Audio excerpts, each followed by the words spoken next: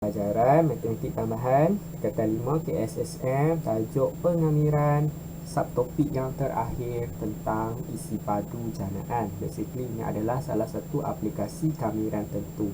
Minggu lepas kita dah pergi luas rantau di bawah lengkung. Itu adalah salah satu aplikasi kamiran tentu. Aplikasi kamiran tak tentu kita pun dah pergi 2 minggu lepas tentang bagaimana kalau kita diberi satu fungsi keturunan, kita boleh dapat balik semula fungsi lengkung yang asal. Okey, yang tu adalah kamiran tak tentu. Kamiran tentu ada 2 aplikasi, luas di bawah lengkung. Yang hari ini kita akan belajar tentang isi padu janaan. Isi padulah luas dengan isi padu. Dan disebabkan luas dan isi padu ni, kita boleh relate balik dengan differentiation yang kita belajar sebelum ni kan. Aplikasi pembezaan sebelum ni kita boleh relate sebenarnya. Okey, so kita tengok dulu gambar ni. So saya ada lengkung YFX ni. Apa yang akan berlaku jika luas rantau yang berlorek antara lengkung merah ini dengan paksi X di antara A dan B. So ni ada luas dia warna biru ni.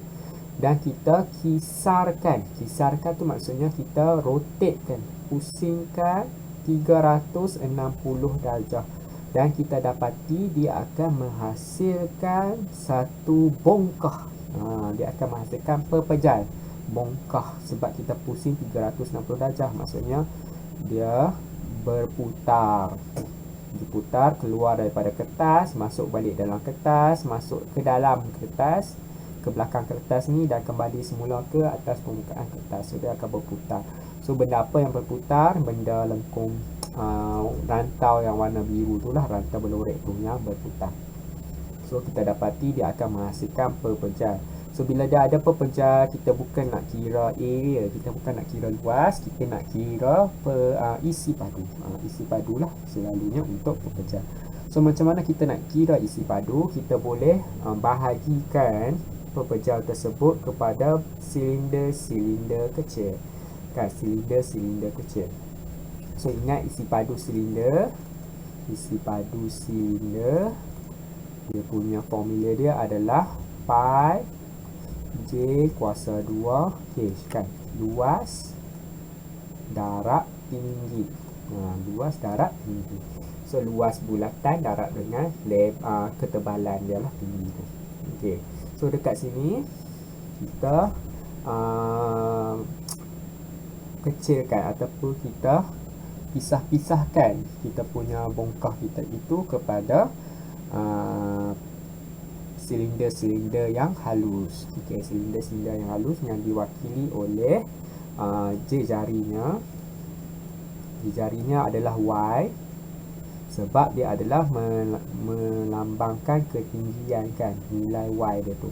Nilai Y pada A berbeza pada nilai Y dengan dB. Okey, itu adalah dia punya radius dia, jari dia lah di sini.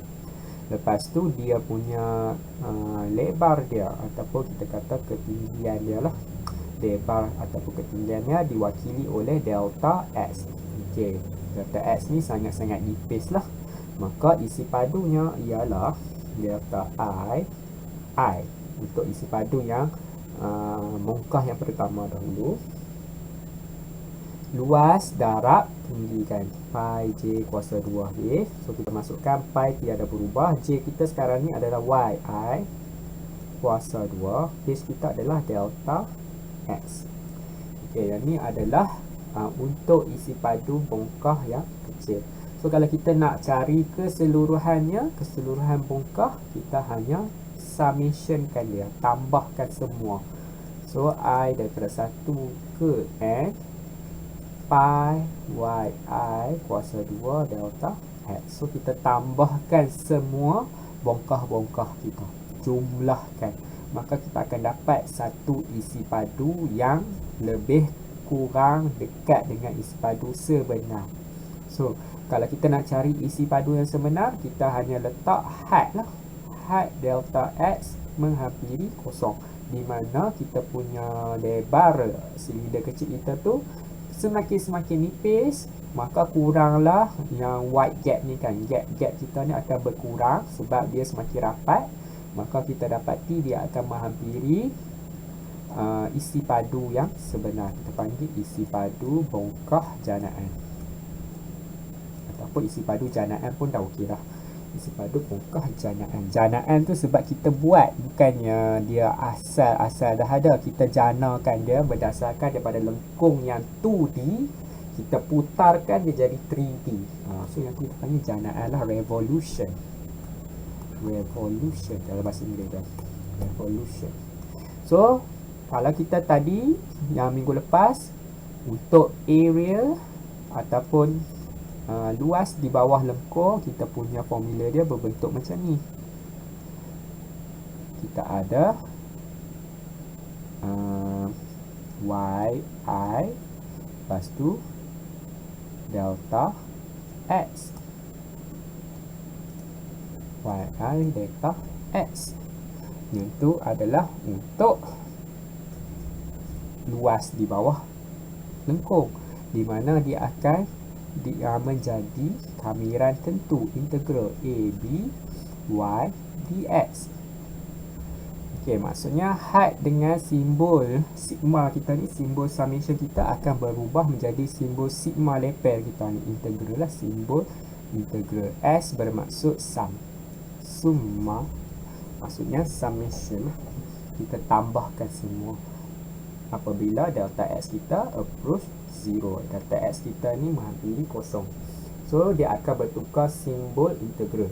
Samalah macam formula isi padu, di mana had dengan simbol sigma ni akan berubah menjadi summa. Summa maksudnya summation a ke b pi y kuasa 2 dx. So ni adalah formula untuk mencari isi padu bongkah janaan. Yang ni kalau kita rotate dia mengelilingi x axis, paksi x. Kalau dia mengelilingi paksi y macam mana pula? Okey, so sama saja. Isi padu adalah pi j kuasa 2 h. So pi tidak berubah, cuma jari kita ni apa? So jari kita sekarang ni adalah nilai x. X di A dan x di B adalah berbeza. Kan nilai x. So dia akan jadi xi kuasa 2.